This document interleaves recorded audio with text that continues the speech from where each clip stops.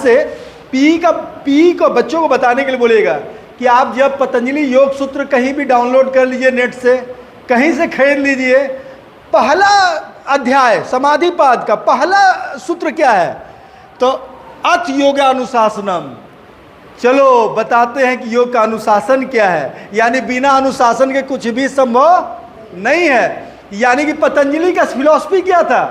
पहले अनुशासन में आओ, अथ योगानुशासनम, ये पहला है। और सेकंड वर्स है योग चित्त वृत्ति निरोध।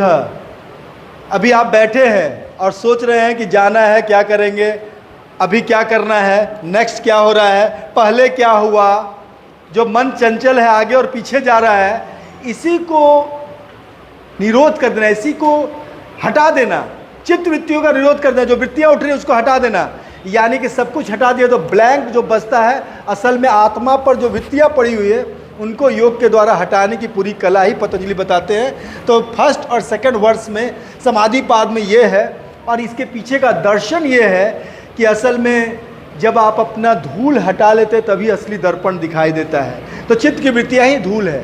बैठे हम लोग बहुत चीज़ सोच रहे हैं, एम्प्टी हो जाएंगे ध्यान करते समय, समाधि की ओर जाएंगे तो हमारी आत्मा सही रूप में प्रकट होगी।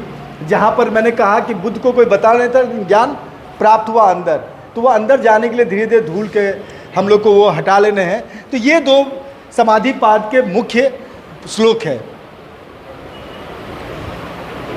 तीसरा, अब ध्यान और समाधि, इसके बारे में हम लोग दर्शन में देखते हैं कि ध्यान क्या है और समाधि क्या है। तब हम लोग बताएंगे कि इस तक पहुंचने के दर्शन क्या है, और वो बड़ा मजा आएगा फिर कि इसको पहुंचने में बाधक क्या क्या है और हमारा साधक क्या है। वो बाधक और साधक जो है वो हमारे जीवन की सफलता के बाधक और साधक है। तो उसको आप रिलेट कर सकते हैं क्लासेस में बच्चों से कि बेटा समाधि के जो साधक और बाधक तत्व हैं वही जीवन में सफलता के भी साधक और बाधक तत्व